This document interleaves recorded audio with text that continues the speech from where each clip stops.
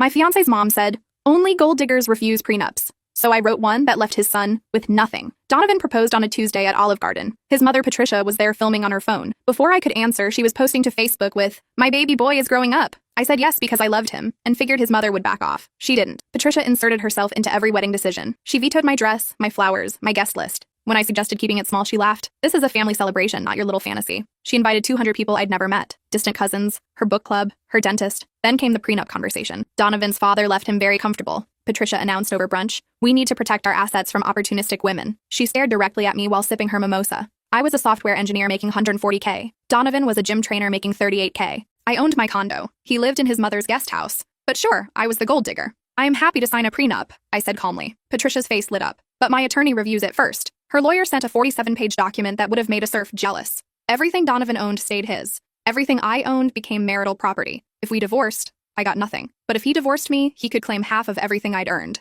I spent 3 weeks with my attorney Regina crafting our own prenup. All premarital assets remained separate. All inheritances stayed with the recipient. But here's the clause that would detonate Patricia's world. Any inheritance conditional upon marriage status became nullified upon that condition's implementation. Patricia had a $4.2 million trust for Donovan, accessible only when he married the right woman. My version meant if she weaponized that inheritance, it would evaporate. We presented our prenup at Sunday dinner. Patricia read 3 pages before throwing it across the room. "This is absurd. You're trying to steal from my son." Donovan asked me to reconsider. "Mom just wants what's best for us. Sign mine or sign hers," I said. "But we're signing something." He signed hers. I called off the wedding 3 days later. The deposits were lost. Patricia's 200 guests got cancellation notices. Donovan moved back to his mother's house, probably crying into his protein shakes. 2 months later, Donovan's uncle Randall died unexpectedly. Randall was the family rebel who married for love. His will left his $6.8 million estate to Donovan with one condition. It could only be claimed if Donovan was married to someone Randall had personally approved of. Randall had loved me. He'd told Donovan I was the best thing that ever happened to him. He'd pulled me aside at Christmas and said, "Don't let Patricia ruin what you two have." The will specified my name. My phone rang at 11:47 p.m. Patricia's number. I let it go to voicemail. Then Donovan called. Then Patricia again. Texts flooded in. Emails with subject lines like "Please reconsider" and "Family emergency." I didn't respond. Until Patricia showed up at my office. She looked smaller, her confidence replaced by desperation. "We need to talk," she said. For once, she wasn't commanding. She was begging. I invited her to sit. She didn't. "Randall's will," she started, voice shaking. "It's not fair. He's punishing Donovan for my mistakes." "Interesting way to frame it." "Please," she whispered. "Just marry him. 6 months. We'll make it worth your while. Name your price." I let the silence stretch, watched her squirm. Then I pulled my own document from my desk drawer. "Actually," I said, "I've been working on something." Her face changed when she saw the heading, "Conditional Marriage Agreement." I couldn't fit what happens next in this short video. Watch the rest down below. The document was 23 pages, single-spaced. Every clause I'd spent 2 months perfecting with Regina, while Patricia had been desperately trying to reach me. "What is this?" Patricia's voice cracked. "It's the price," I said. "You asked me to name it. Here it is." Her hands trembled as she turned pages. I watched her eyes widen as she read. The terms were simple. If I agreed to marry Donovan, allowing him to claim Randall's inheritance, Patricia would transfer full ownership of her primary residence to me, surrender all access to the $4.2 million trust she'd been dangling over Donovan's head, provide a written apology to be read at our wedding, attend mandatory family therapy for 1 year, have zero input on our marriage, children, or life decisions. Any violation of these terms would trigger a $500,000 penalty payable to me within 30 days. "You can't be serious," she whispered. "You said to name my price. That's my price. That's my home. I've lived there for 30 years. And I've worked for everything I have for 30 years. You called me a gold digger. Now you want me to help your son claim millions. This is what it costs." She sank into the chair she'd refused earlier. Her designer handbag slipped from her shoulder to the floor. She didn't pick it up. "He'll never agree to this," she said. "Then he loses the inheritance. He could contest the will. He could try." Randall's attorney assured me it's airtight. Randall was very specific about his wishes. He even included a video deposition explaining why he chose these terms. That was the detail that broke her. Randall had recorded himself 3 months before his death. He'd talked about watching Patricia destroy Donovan's previous relationships, how she'd sabotaged his engagement to a teacher named Victoria, how she'd driven away a paralegal named Whitney, how she'd manipulated Donovan's entire adult life because she couldn't let her baby boy go. "I want to see my son," Patricia said. "He's not here." "Where is he?" "No idea. We broke up, remember? You got your way." She stood on shaking legs. "I need time to think. You have 72 hours. After that, Randall's backup beneficiary receives everything." "Who's the backup?" I smiled. "The animal shelter where Randall volunteered. They're already planning the new wing they'll build with his money." Patricia left without another word. Donovan called 30 minutes later. "What did you do to my mother?" "She came to me, remember? She's crying. Actually crying. I've never seen her like this. Maybe she's realizing actions have consequences. This isn't you. You're not cruel." "I'm not being cruel. I'm being clear. Your uncle left you money because he believed I was good for you. Your mother destroyed our relationship. Now she wants me to fix it so you can get that money. I'm simply stating my terms. She'd have to give up her house. Yes, that's her home. And she called me a gold digger while trying to steal mine. Should I have more sympathy for her than she had for me?" Silence. "Donovan, I loved you. I was ready to build a life with you. Your mother made that impossible. If she wants to fix it now, this is what it costs. If not, that's fine too. I'm doing great on my own. Can we meet? Just the two of us? Why? Because I miss you. Because I was an idiot. Because you were the best thing that ever happened to me and I let my mother ruin it.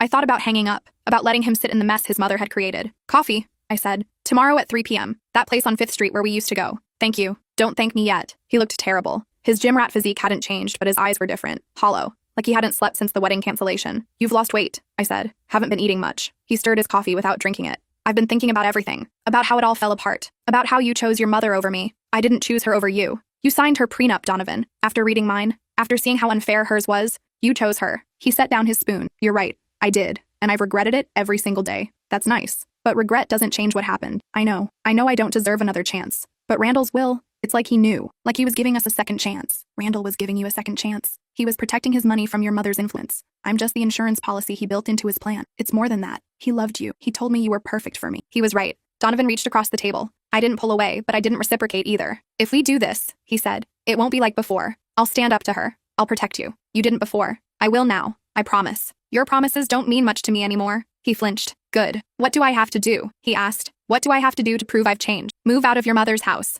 Where would I go? Figure it out. You're 32 years old. Get an apartment. Sleep on a friend's couch. I don't care, but you don't get to live in her guest house and pretend you're independent. Okay, done. What else? Therapy. For yourself. Not couples therapy. Individual therapy to figure out why you let your mother control your life. I'll call someone today. And you need to understand something, Donovan. If we do this, if I agree to your mother's plan, this marriage is business. A transaction. Your mother gets to keep her precious son. You get your uncle's money. I get compensated for my time in trouble. His face fell. That's it? Just business? What did you expect? That I'd fall back in love with you because you finally grew a spine? That I'd forget how you betrayed me? No, you destroyed something beautiful, Donovan. You let your mother destroy it. If we do this, we're not recreating what we had. We're not playing house. This is a contract. Nothing more. He was quiet for a long time. If that's what it takes. If that's the only way I can prove to you that I've changed, then okay, it's a deal. You haven't even seen my full terms yet. I don't care. Whatever you and Regina wrote up, I'll sign it. All of it. Your mother has to agree first. She will. I'll make sure of it. How? Because if she doesn't, I lose everything. The inheritance, any chance with you, everything. She knows that. She'll agree because otherwise she loses me for good. I sipped my coffee. It had gone cold.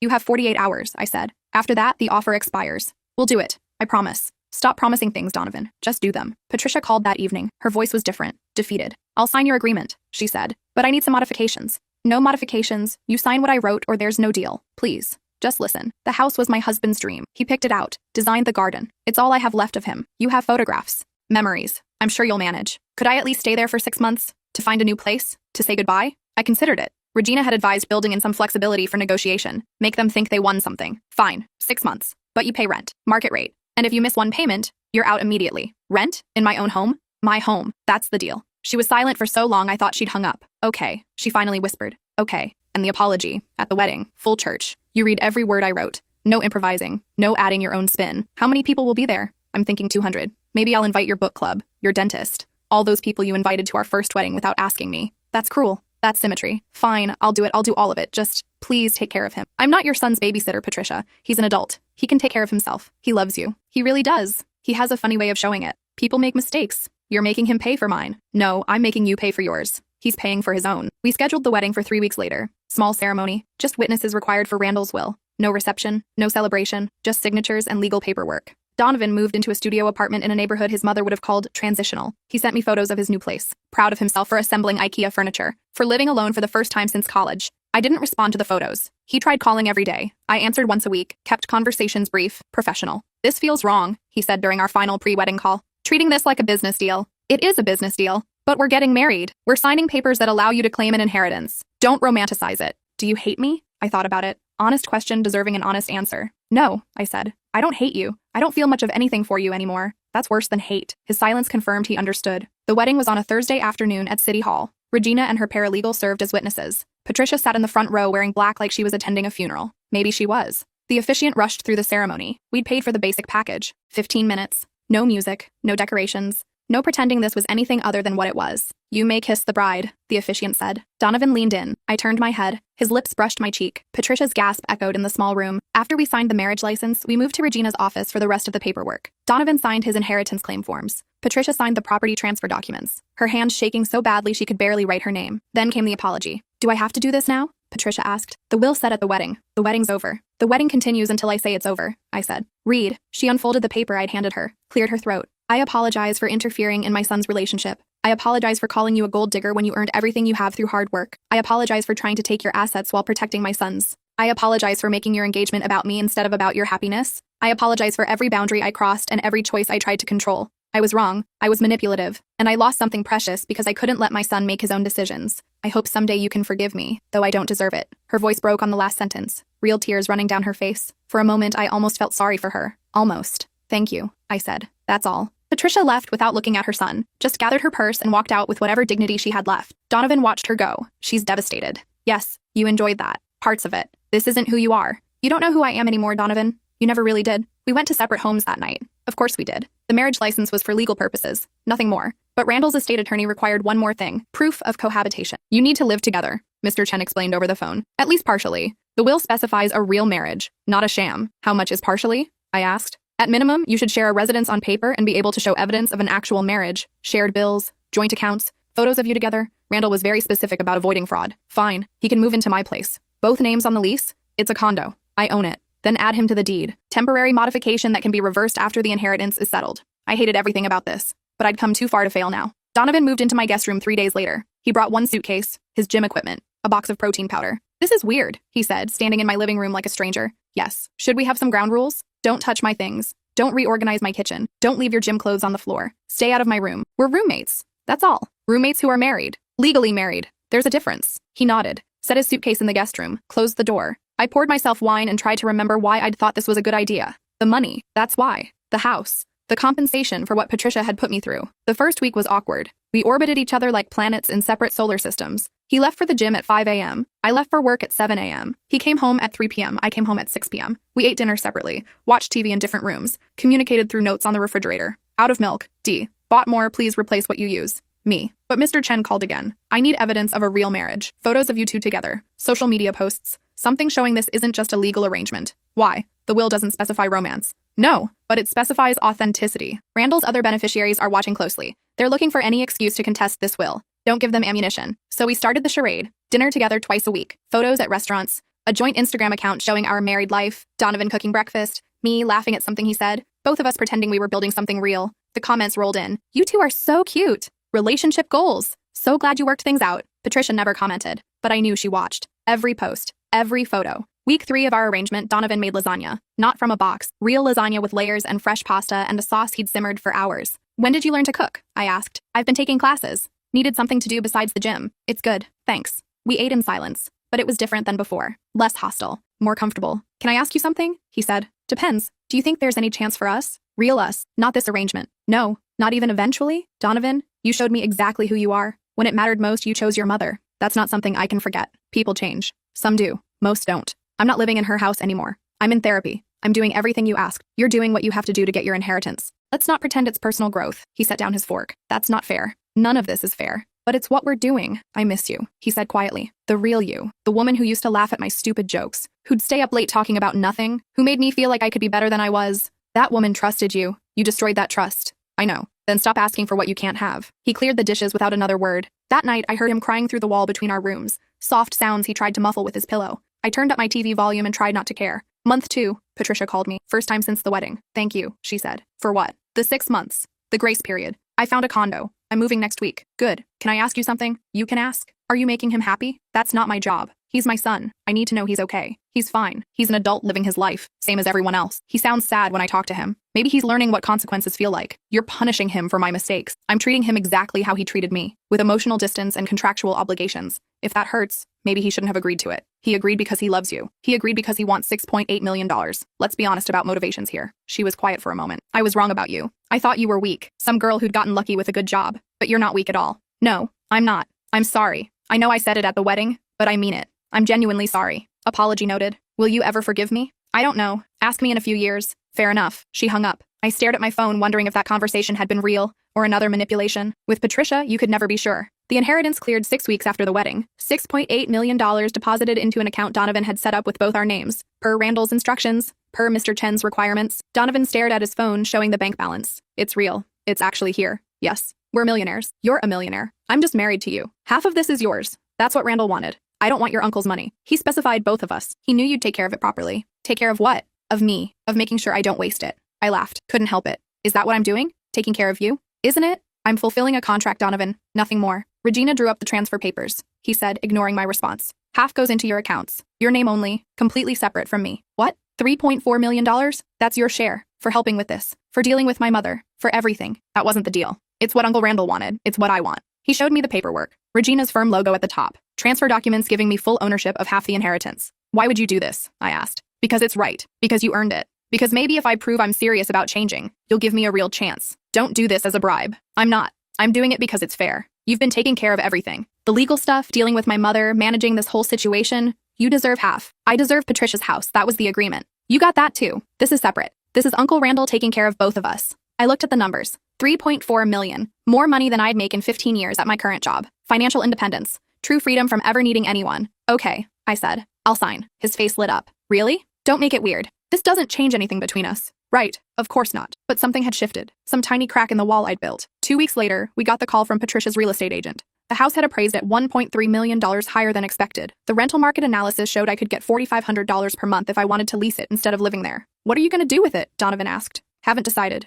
My mother loved that house. So maybe you could consider letting her rent it, long-term, instead of a stranger. She had 6 months. She moved out. To a 1-bedroom condo that's a quarter the size. She's miserable. That's not my problem. Isn't it though? You got what you wanted. You proved your point. She apologized. She lost her home. How much more does she need to suffer? I'm not making her suffer. I'm just not going out of my way to make her comfortable. She's my mother. And she tried to rob me in a prenup. Forgive me if I'm not rushing to be her landlord. He didn't bring it up again, but I saw him on the phone with his mother more often. Heard him telling her it would be okay. That he'd figure something out. Month 4 of our arrangement, I came home to find him cooking again. Grilled salmon with roasted vegetables. A bottle of wine breathing on the counter. What's this? I asked. Dinner. I thought we could eat together. Actually eat together, not just for photos. Why? Because I'm tired of eating alone. Because you're here anyway. Because maybe we could try being friends. Friends? Roommates who like each other. Is that so impossible? I thought about refusing. About taking my plate to my room and maintaining the boundary I'd established. But I was tired. Tired of the anger. Tired of the walls. Tired of treating someone I lived with like an enemy. Fine, I said. But this doesn't mean anything. Wouldn't dream of it. We ate dinner. Talked about work. About the new coffee shop that opened down the street. About nothing important. It was almost normal. Almost nice. Thank you, I said when we finished. For what? For not pushing. For respecting the boundaries even when you hate them. I do hate them, but I understand them. Good. Can I ask you something? You always ask if you can ask. Just ask. Do you remember our first date? I did. Of course I did. Mini golf at that rundown course by the highway. He'd been terrible at it. Made me laugh so hard I couldn't breathe. Yes, I said. I knew that night. I knew you were special. I knew I'd found someone who saw me as more than Patricia's son, or the gym guy. You saw me. Past tense? Right, past tense. Why are you bringing this up? Because I want you to know I remember too. I remember who we were, who we could have been, and I know I destroyed that. I know I don't get to have it back, but I want you to know it mattered. You mattered. I stood up, started clearing dishes. Don't, I said. Don't what? Don't try to make this into something it isn't. Don't get sentimental. Don't forget why we're here. I haven't forgotten anything. Good. Keep it that way. I went to my room, closed the door, sat on my bed feeling something I'd been trying to avoid. The crack in the wall had widened. Month 5, Patricia's 6-month grace period was ending. She'd been calling Donovan more frequently, asking about the house, about whether there was any chance I'd reconsider. She's not asking you for charity, Donovan said over breakfast. She's asking to rent it. She'd pay market rate. She'd sign a lease. Everything by the book. No, why not? Because it's mine. I get to decide who lives there. And you've decided no family? I've decided I don't trust your mother. The second I give her any access to that house, she'll start acting like it's still hers. She'll start redecorating, making decisions, trying to reclaim what she lost. You don't know that. I know her. She hasn't changed. She's just scared right now. Scared of losing you. Once she feels secure again, she'll go right back to controlling everything. People can change. Can they? Have you changed, Donovan? I think so. Prove it. How? Stop advocating for your mother. Stop trying to fix things between us. Stop expecting me to forget what happened just because some time has passed. I'm not expecting you to forget. Then what are you expecting? I don't know. Maybe I'm just hoping you'll see I'm trying. That I'm not the same person who signed that prenup. Trying isn't the same as succeeding. What would success look like to you? I thought about it. Really thought about it. I don't know, I admitted. Maybe that's the problem. Regina called the next day. We need to talk about the house. What about it? You have 3 options. Sell it, rent it, or live in it. But you can't just let it sit empty. The HOA is filing complaints. The property value affects the whole neighborhood. Fine, I'll rent it. To who? I'll hire a property management company. They can find tenants. Your mother-in-law is offering top dollar, a 3-year lease, first and last month up front. She's a known quantity. Whose side are you on? Yours. Always yours. But I'm also a realist. She's offering $5,000 per month for a 3-year lease. That's $180,000 guaranteed. No vacancies, no risk, except the risk of her making my life miserable. That's what the lease is for. Clear boundaries, written rules, legal recourse if she violates terms. I hated that Regina made sense. I'll think about it. Think fast. The HOA fine increases every week. I didn't want to give Patricia what she wanted, but I also didn't want to be stupid. $180,000 over 3 years. More if I could negotiate up to $5,500 per month. Financial decisions shouldn't be emotional. Fine, I told Donovan that night. Your mother can rent the house. but I want $5,500 per month, 3-year lease. Any damage comes out of her security deposit. Any complaints to HOA, she's out immediately. And I want it all in writing. His face transformed, pure joy. Really? You mean it? Don't make me regret this. I won't. She won't. I promise. Stop promising things. Just make sure she understands the terms. He called his mother right then. I heard her crying through the phone, thanking him, thanking God. Not thanking me, I noticed. The lease signing was awkward. Patricia sat across from me at Regina's office, trying to look humble. Thank you, she said when we finished. I know you didn't have to do this. You're right, I didn't. I won't let you down. You'll pay rent on time. You'll maintain the property. You'll follow the rules. That's not about letting me down. That's about basic tenancy. Of course. And Patricia, this doesn't mean we're friends. This doesn't mean you're forgiven. This is business. Nothing more. I understand. But her eyes said she didn't understand at all. She thought this was an olive branch, a sign that I was softening. I wasn't. Month 6, something changed in Donovan. He came home from therapy looking different, lighter. What happened? I asked. I told Dr. Rivers about us, about the real situation, about how this isn't a real marriage. And she asked me why I was okay with that, why I was accepting crumbs when I wanted the whole meal. What did you say? That I didn't deserve the whole meal, that I'd screwed up too badly. And she disagreed? She said I was punishing myself, that I was letting you punish me, that we were both trapped in this cycle of revenge and resentment. Sounds like she doesn't understand the situation. Maybe. Or maybe she sees it more clearly than we do. I didn't like where this was going. What are you saying, Donovan? I'm saying this isn't working. This arrangement. This pretending. My chest tightened. The inheritance cleared. The house is rented. What's the problem? The problem is I can't do this anymore. I can't live with you and pretend I don't still love you. I can't share meals and watch TV together and act like my heart isn't breaking every time you treat me like a stranger.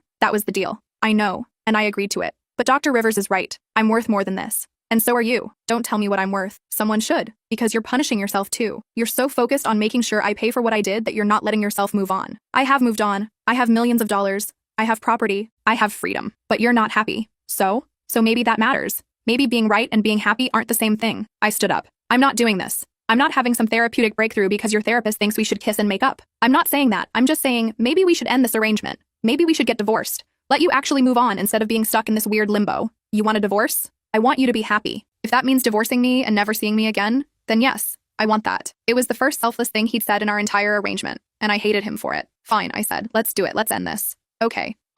We stood there, both of us waiting for the other to move, to do something. Neither of us did. I'll call Regina tomorrow, I finally said. Start the paperwork. Sounds good. He went to his room. I went to mine. And for the first time since this arrangement started, I cried. Regina was confused when I called. You want to divorce him? Now? After everything we went through to make this happen? It's not working. What's not working? You got the house. You got half the inheritance. Patricia is paying rent. You won. I don't feel like I won. What do you feel like? I feel like I'm stuck. Like I've been so focused on making them pay that I forgot to actually live my life. Is Donovan pressuring you? No, he's the one who suggested it. He wants a divorce. He wants me to be happy. Regina was quiet for a moment. Do you still love him? That's not relevant. It's the only thing that's relevant. He betrayed me. He chose his mother over me. He signed a prenup that would have destroyed my financial security. Why would I still love him? Because love doesn't follow logic. Because people are complicated. Because maybe you've been so busy protecting yourself that you haven't noticed he actually did change. Don't take his side. I'm not taking sides. I'm asking you to be honest about what you actually want, not what you think you should want. I hung up without answering. That night, Donovan made dinner again. Pasta with homemade sauce, garlic bread, a salad with that dressing I liked. You don't have to keep cooking, I said. I like cooking. It helps me think. About what? About everything. About how we got here. About what happens next. We ate in silence for a while. Can I tell you something? He asked. What? Moving out of my mother's house was the best thing I ever did. Not because of the inheritance. Not because of you, but because I finally had to figure out who I was without her voice in my head. And who are you? I'm still figuring that out. But I'm not the guy who signed that prenup. I'm not the guy who let his mother control his life. That guy is gone. People don't change that fast. They do when they lose everything. When I lost you, I lost the person who made me want to be better. That woke me up. That's manipulation. It's truth. I'm not asking you to forgive me. I'm not asking for another chance. I'm just telling you what happened. You deserve to know the effect you had. Past tense again. Is it? Past tense? I looked at him, really looked at him. The gym trainer who'd proposed at Olive Garden while his mother filmed. The man who'd chosen his inheritance over our relationship. But also the man who'd given me half his uncle's money. Who'd been cooking dinner and respecting boundaries. Who'd suggested divorce because he wanted me to be happy. I don't know, I admitted. That's more honest than anything you've said in months. Don't push it.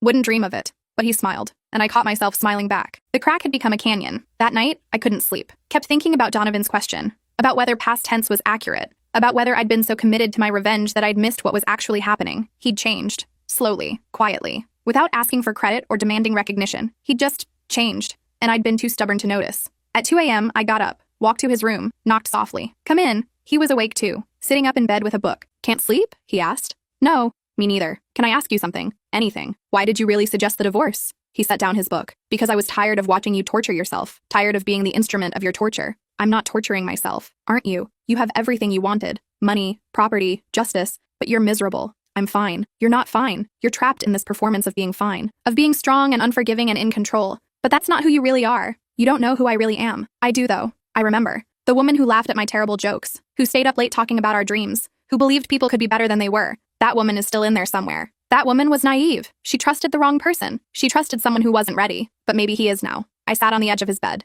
This is a bad idea. What is? Whatever this is. This conversation. This moment. Probably. We should stop. Probably. Neither of us moved. I'm scared. I whispered. Of what? Of getting hurt again. Of trusting you and having you choose her over me again. I won't. I promise. He stopped himself. I won't. I can't promise. But I can tell you that I've spent 6 months proving it. Not with words, with actions. And I'll spend the next 6 months doing the same. And the next 6 after that. However long it takes. That sounds exhausting. Loving someone usually is. Is that what this is? Love? I never stopped loving you. Not for a single day. That's the problem. Love isn't enough. Love didn't protect me from your mother. Love didn't stop you from signing that prenup. You're right. Love isn't enough. But love plus accountability is. Love plus change is. Love plus proving every single day that I'm worth trusting again is. I wanted to believe him. Wanted to let down the walls I'd built so carefully. But walls don't come down easily. Not when they've been reinforced with anger and hurt and betrayal. I need time, I said. Take all the time you need. I mean it. I'm not promising anything. I know. This might not work. I know that too. I stood up. Good night, Donovan. Good night. I was halfway to the door when I turned back. Thank you, I said. For what?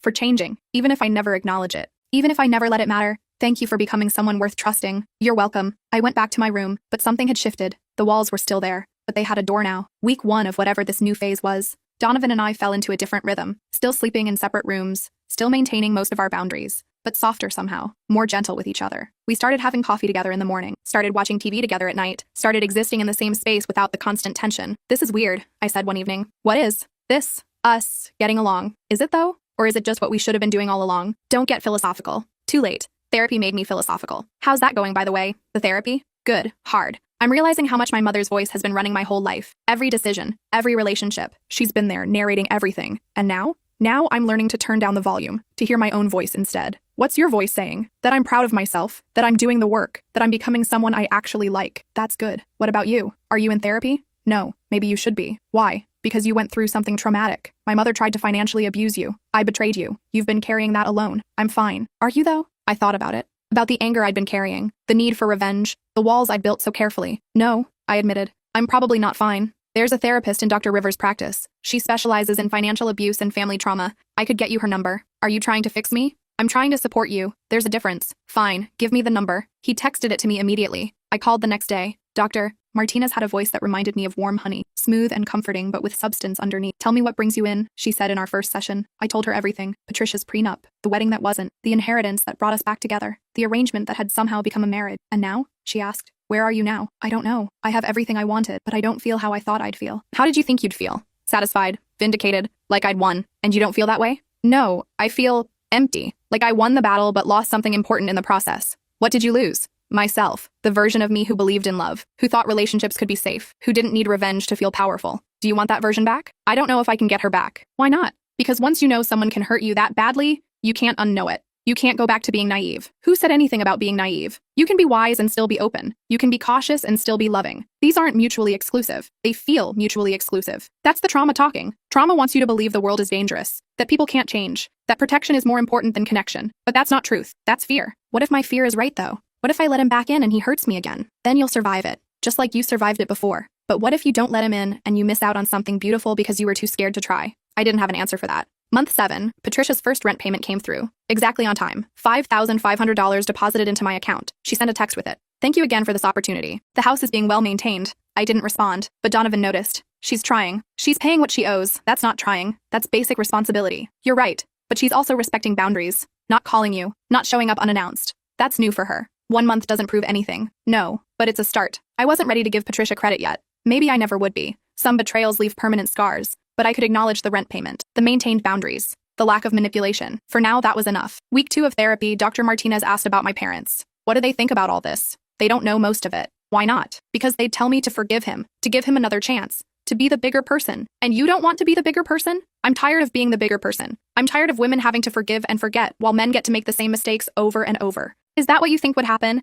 He'd make the same mistakes? I don't know. Maybe. Has he made any of the same mistakes since you've been living together? I thought about it. Really thought about it. No, I admitted. He hasn't. So maybe your anger isn't about who he is now. Maybe it's about who he was then. Isn't that valid? To be angry about what happened? Absolutely. Anger is valid. But staying angry forever isn't healing. It's just carrying the wound around with you. So I should just forgive him, pretend it didn't happen. No, you should acknowledge what happened, feel your feelings about it, and then decide if those feelings are serving you or trapping you. What if they're doing both? Then you get to choose which one matters more. Month 8, something unexpected happened. Patricia called. Not Donovan. Me. I need your help, she said. With what? There's an issue with the house. The furnace is making a noise. The home warranty company won't return my calls. I know this is my responsibility as a tenant, but I don't know what to do. She sounded genuinely distressed, not manipulative, just overwhelmed. Have you called a furnace repair company? I asked. 3 of them. They're all booked until next week, and it's supposed to get cold this weekend. Let me make some calls. Really? I'm not doing it for you. I'm doing it because that's my property, and I don't want the furnace to fail. Of course.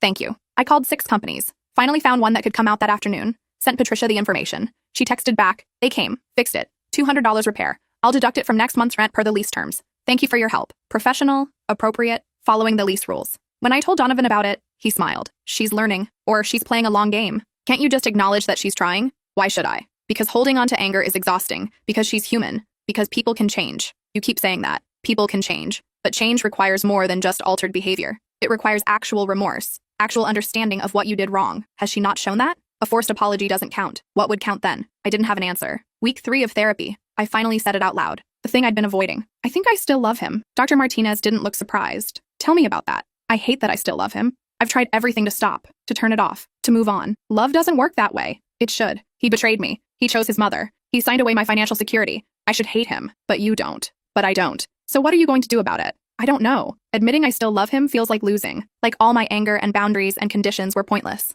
Or maybe they weren't pointless. Maybe they were necessary. Maybe you needed to protect yourself while he did the work to become trustworthy. But now he has. And now you get to decide what comes next. What if I make the wrong decision? There is no wrong decision. There's only the decision that's true for you right now. If you need more time, take it. If you need to stay angry longer, do that. But if you're ready to try letting him back in, that's valid too. I'm scared. Of course you are. Love is terrifying, especially when you've been hurt before. How do I know if I'm ready? You don't. You just decide and see what happens. That night, I found Donovan in the kitchen. He was making soup, some complicated recipe with vegetables he'd chopped himself. Can we talk? I asked. Always. I've been thinking about us. About this arrangement. About what happens next. He set down his knife, gave me his full attention. I'm not ready to say we're a real couple, I said, but I'm also not ready to divorce you. Okay. I'm somewhere in between, in this weird middle space where I'm terrified of trusting you but also tired of pretending I don't care. I'll take middle space. You shouldn't though. You should want more than this. I want whatever you can give me. If that's middle space right now, then that's what we'll be. That's not fair to you. Let me decide what's fair to me. I moved closer, close enough to see the hope in his eyes, the fear, the love he'd never stopped showing even when I'd refused to acknowledge it. Can I try something? I asked. Anything. I kissed him, soft and tentative and terrified. Our first kiss since the wedding where I'd turned my cheek. He kissed me back, gentle, patient, like he had all the time in the world. When we pulled apart, I was crying. What's wrong? He asked. Nothing. Everything. I don't know. It's okay. We don't have to figure it out right now. I'm sorry. For what? For making you pay for your mother's sins. For being so angry that I couldn't see you changing. For almost throwing away something real because I was too scared to trust again. You don't have to apologize. You had every right to be angry, every right to protect yourself. But I also had the right to heal, to move forward. And I wasn't doing that. You're doing it now. Maybe. He kissed my forehead. The soup is almost ready. Want to have dinner? Yes. We ate soup, talked about nothing, laughed at stupid jokes, and for the first time in 8 months, it felt like coming home. Month 9, we moved into the master bedroom together. Not because the inheritance required it, not because of any contract or arrangement, but because we wanted to. Are you sure? Donovan asked as we unpacked his things. No, but I'm doing it anyway. That's my girl. I'm not your girl. Not yet. Fair enough. You're my middle space companion. That's better. We fell asleep holding hands. Nothing more. But it was everything. Dr. Martinez smiled when I told her. How does it feel? Terrifying, but also right. Those two things can coexist. Everything feels like it can coexist now. The anger and the love, the fear and the hope, the past and the future. That's growth. It's uncomfortable. Growth usually is. Month 10, Patricia sent an email. Not a text. A formal email. I know you said no contact except for house issues, but I want to say something. You were right about me. I was controlling. I was manipulative. I treated you like a threat instead of a person. I've been in therapy for 6 months now, working on why I did that. Why I couldn't let Donovan make his own choices. My therapist says I was trying to live through him, to control his life because I felt out of control of my own. I don't expect forgiveness. I don't deserve it. But I want you to know I'm working on becoming someone who does. Thank you for giving me this chance to stay in the house. Thank you for not giving up on my son even when he gave you every reason to. You're stronger than I ever was. Patricia. I read it 3 times. Showed it to Donovan. What do you think? He asked. I think she's trying. Does that matter to you? I don't know yet. Ask me in a few months. Fair enough. But something softened in me. Some hard edge I'd been carrying. Maybe forgiveness wasn't about the person who hurt you. Maybe it was about letting yourself heal. Week 4 of month 10, we had our first real date since getting married. Donovan planned everything, refused to tell me where we were going. This feels excessive, I said as we drove. This feels necessary. He took me to the mini golf course where we'd had our first date. It was still run down, still slightly embarrassing. Perfect. You remembered, I said. I remember everything about us. Every date, every conversation, every moment I took for granted. We played terrible mini golf, laughed at impossible shots, kept score until we both lost track. I have something for you, he said when we finished. He pulled out a small box, not a ring box. Something different. Inside was a key. What's this for? I asked. For you. For us. I bought a house. A real house. Not my mother's place, not your condo. Ours. If you want it. You bought a house? I made an offer. It's not final yet. I wanted to ask you first, before signing anything, before making any decisions that affect both of us. Where is it? 20 minutes from here. 3 bedrooms, big kitchen, a yard for the dog we talked about getting. We never talked about getting a dog. We did. On our 3rd date. You said you wanted a golden retriever named something ridiculous. I said I wanted a golden retriever named Sir Fluffington. Exactly. Ridiculous. I laughed. Actually laughed. Show me the house. It was perfect. Not too big. Not too fancy. Just right for 2 people learning how to build a life together. What do you think? He asked. I think you should have waited to make an offer. But what do you think about the house? I think Sir Fluffington will love it. So that's a yes? That's a yes. He picked me up and spun me around. Like we were in some romantic movie. Like we were starting over. Maybe we were. Month 11. We closed on the house. Moved in together. Actually together this time. Patricia sent a housewarming gift. A set of kitchen knives with a note. For building your new life. With love and hope. Mom. She called herself Mom, I said. Is that okay? Donovan asked. I don't know. Maybe someday. We hung the note on the fridge, next to our grocery lists and silly magnets and photos of us being happy. Dr. Martinez asked about the future in our next session. What does happily ever after look like for you? I don't think there is a happily ever after, I said. I think there's just choosing each other every day, working through hard things, building trust slowly. That sounds healthy. It sounds exhausting. Growth usually is. You keep saying that. Because it keeps being true. Year 1 anniversary of our weird business arrangement marriage. Donovan made reservations at Olive Garden. You're kidding, I said when I realized where we were going. I'm not kidding. This is where it started, where I proposed with my mother filming, where everything went wrong. And you want to go back? I want to rewrite the memory, make new ones. The hostess seated us at a different table. Thank God. I have something for you, Donovan said. He pulled out another small box. This time it was a ring box. Don't panic, he said quickly. This isn't what you think. What is it then? He opened it. Inside was my original engagement ring, the one I'd returned when I called off the wedding. I kept it, he said. I couldn't return it, couldn't sell it, couldn't get rid of it. It felt like giving up on us completely. Why are you showing me this now? Because I want to do this right. I want to propose again. Actually propose. Not with my mother there. Not with cameras. Just us. Donovan, I know we're already married. I know we have the house and the life and everything, but I want you to have this moment. The one my mother stole from us. He got down on one knee. Right there in Olive Garden. Again. Will you marry me? He asked. Not for an inheritance. Not because of a business arrangement. Not because of contracts or revenge or any of that. Just because I love you. Because you're the best thing that ever happened to me. Because I want to spend my life proving I'm worthy of your trust. I was crying. Of course I was crying. Yes, I said. Yes, I'll marry you. He slid the ring on my finger, kissed me. The other diners applauded. His mother wasn't there to film it, but somehow that made it perfect. We planned a second wedding. Small this time. Actually small. Just 20 people we loved. Regina was my maid of honor. I can't believe we're doing this again, she said. Neither can I. Are you happy? Yes. Terrified and confused and probably making a mistake. But yes, happy. That's all that matters. Patricia asked if she could come. I understand if you say no, but I'd like to be there. To support you both. I thought about it for 3 days. Yes, I finally said. But you sit in the back, and you don't make a speech, and you don't try to control anything. I understand. Thank you. The wedding was on a Saturday. Outside in a garden. No Olive Garden this time. Donovan cried when he saw me. You're beautiful. You're sappy. I'm in love. Same thing. We wrote our own vows this time. Real ones. I promise to choose you, Donovan said. Every single day. Even when it's hard. Even when my mother has opinions. Even when I'm scared or confused or messing up. I promise to be worthy of your trust. To prove it with actions, not words. To be the partner you deserve. My turn. I promise to let you choose me. To believe you when you say you've changed. To forgive you even when it's hard. To build a life with you instead of a fortress against you. I promise to try. Every day. Even when I'm scared. We kissed. Again. For real this time. Patricia watched from the back row, crying quietly. After the ceremony, she approached carefully. May I say something? Go ahead. Thank you for giving him a second chance. Thank you for giving me one too. I don't deserve it, but I'm grateful. You're welcome. And I'm sorry. I know I said it before, but I mean it. I'm truly sorry for everything. I looked at this woman who'd tried to destroy me, who'd called me a gold digger, who'd weaponized her son's love. She looked smaller now, older, humbler. I forgive you, I said. I meant it. Patricia hugged me, brief but real, then stepped back. I should go. Let you enjoy your day. You can stay, if you want. Really? Really? But if you try to reorganize the appetizer table, I'm kicking you out. She laughed. Actually laughed. Deal. The reception was small. Dancing, cake, toasts from people who actually knew us. Regina's toast. To second chances, to revenge gone right, to love being stronger than contracts. Everyone laughed. Everyone knew the story by now. Donovan and I danced. Badly. Neither of us had rhythm. This is perfect, he said. This is messy. Same thing. Are you stealing my lines now? I'm learning from the best. We danced until our feet hurt, ate too much cake, took photos with everyone we loved, and when it was over, we went home, to our house, our real house. Sir Fluffington was waiting. Yes, we actually got a golden retriever and named him that, because life is short and we were done taking ourselves too seriously. So,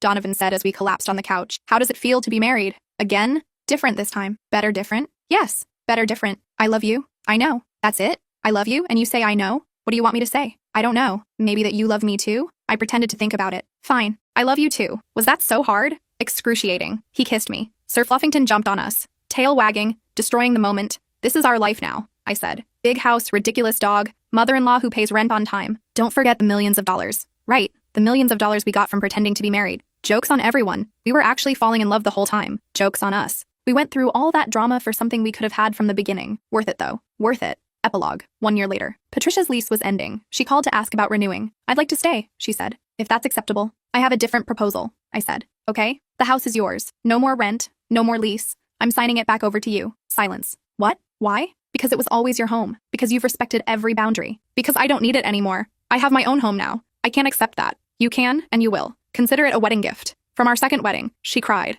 Of course she cried. Thank you, she managed. Thank you for everything. You're welcome. Can I ask you something? Sure. Why did you really do this? The whole arrangement, the revenge, making me suffer. Because I needed you to understand what you tried to do to me, how it felt to be attacked by someone who was supposed to be family. And do I understand? I think so, yes. I'm sorry for all of it. I know, that's why you're getting your house back. We hung up. Donovan found me on the back porch. Did you really give her the house? Yes. Why? Because I don't need it anymore. Because holding on to anger was exhausting. Because revenge is satisfying but forgiveness is freeing. You've gotten philosophical. Therapy will do that to you. I'm proud of you. For what? For being brave enough to let it go. I'm not sure it's brave. Maybe it's just being tired of carrying the weight. Either way, I'm proud. Sir Fluffington bounded over, dropped a tennis ball at our feet. He wants to play, Donovan said. He always wants to play. Should we? We should. We played fetch until the sun went down, until Sir Fluffington was exhausted, until we were laughing and sweaty and happy. This is nice, I said. This is everything. Don't get sappy on me. Too late. I'm terminally sappy now. Therapy also did that to you. Probably. We went inside, made dinner together, fought over whether pineapple belongs on pizza. It doesn't, by the way. Donovan is wrong about this. But I love him anyway. That's how you know it's real. When you can disagree about pizza and still choose each other, when revenge turns into forgiveness, when hurt turns into healing, when a business arrangement turns into actually forever. Patricia calls sometimes, usually to tell me about some home improvement project, sometimes just to chat. We're not best friends. We'll never be best friends. But we're something. Family, maybe. The complicated kind you choose instead of the kind you're born into. Donovan still goes to therapy. I do too. We go together sometimes. Dr. Martinez says we're her favorite success story. You two did the work. Actually did it. Most people just talk about changing. We didn't have a choice, I tell her. Everyone has a choice. You chose to try. That matters. The inheritance money sits in accounts we barely touch. We're saving most of it. Some for the future, some for the golden retriever sanctuary we're planning to open in Randall's name, because he gave us this second chance. This weird, complicated, perfect second chance. And we're not going to waste it. Every morning, Donovan makes coffee. I make breakfast. Sir Fluffington begs for scraps. Every evening we walk around the neighborhood, talk about our days, plan our tomorrows. Every night we fall asleep holding hands, grateful for second chances, for mistakes that teach us,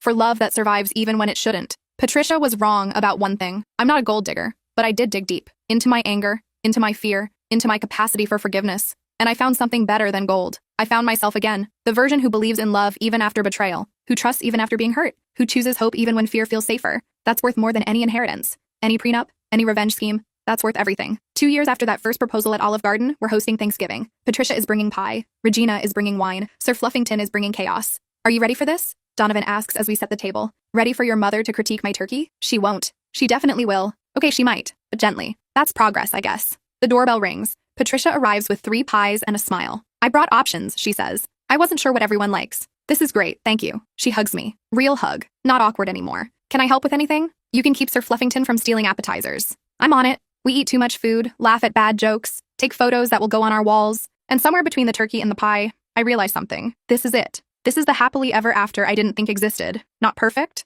not without complications, but real, messy and beautiful and ours. Patricia catches me smiling. What are you thinking about? Just that I'm grateful for all of it, even the hard parts. The hard parts especially, she says. Those are what taught us. When did you get wise? Therapy and losing everything. That'll make you wise real quick. We laugh. Donovan wraps his arm around me. Speech time. Everyone say what they're grateful for. Regina goes first. I'm grateful for clients who make my job interesting, and for revenge schemes that somehow turn into love stories. Patricia goes next. I'm grateful for second chances. For daughters-in-law who are strong enough to put me in my place. For learning that control isn't love. My turn. I'm grateful for the courage to demand what I deserved. For learning that forgiveness isn't weakness. For finding my way back to love after almost losing it forever. Donovan goes last. I'm grateful for Uncle Randall's wisdom, for a woman who loved me enough to hold me accountable, for learning that real love requires real change. Sir Fluffington barks. We all laugh. I think he's grateful for table scraps, Patricia says. Aren't we all? Regina adds. The evening winds down. Dishes get washed. Leftovers get packed. Hugs get exchanged. Patricia leaves last, stops at the door. Thank you, she says, for letting me be part of this, part of your family. You were always part of it, I say. We just had to figure out how. I love you both. We love you too. She drives away. Donovan and I stand in the doorway watching her go. Did we just tell my mother we love her? He asks. I think we did. Character growth. So much character growth. We close the door, clean the kitchen, collapse on the couch with Sir Fluffington between us. Best Thanksgiving ever, Donovan says. You say that every year, because it's true every year. Each one gets better. That's sappy. I'm a sappy man now. You knew this when you married me. Twice. I did know that. Both times. He kisses my forehead. Love you. Love you too. Sir Fluffington sighs contentedly, like he knows we're home. Actually home. And we are. Not in a house, not in a city, but in each other. In this messy, complicated, beautiful life we built from the ruins of what almost was, Patricia tried to destroy us with her prenup. Instead, she gave us the chance to destroy our own illusions, to rebuild something real. Donovan chose his mother over me, then chose himself, then chose us. I chose revenge, then chose healing, then chose love, and somehow, impossibly, it all worked out. Not the way anyone planned, not the way anyone expected, but perfectly imperfect in all the right ways. The inheritance sits in the bank. The house sits across town with Patricia in it. The prenup sits in a file somewhere, irrelevant now. What matters is this moment, this life, this choice to keep choosing each other even when it's hard, especially when it's hard, because that's what love is. Not a business arrangement, not a revenge scheme, not a fairy tale ending, just two people deciding, every single day, that together is better than apart, that forgiveness is stronger than anger, that second chances are worth the risk, even if it started with a proposal at Olive Garden filmed by an overbearing mother, even if it survived a weaponized prenup and a conditional inheritance and 6 months of carefully maintained emotional distance, even if it required therapy and tears and a ridiculous dog named Sir Fluffington, especially because of all that. The story could have ended with me walking away, with Patricia broken and Donovan alone and the inheritance going to an animal shelter. That would have been satisfying, dramatic, clean. But life isn't clean. Love isn't simple. And sometimes the messiest endings are actually just new beginning. So this is my new beginning. Our new beginning, built on the ashes of what almost destroyed us. Stronger for the breaking, more real for the rebuilding. Patricia called me a gold digger. She was right in a way. I dug for gold, just not the kind she meant. I dug through the anger and pain and found something precious underneath. Love that survives when it shouldn't. Trust rebuilt from ruins. Family chosen instead of forced. That's worth more than $6.8 million. Worth more than houses and prenups and perfectly planned revenge. That's worth everything. And that's how a prenup that left his son with nothing ended up giving us everything that matters. Not money, not property, not victory, just this. Just us. Just now. Just love finally.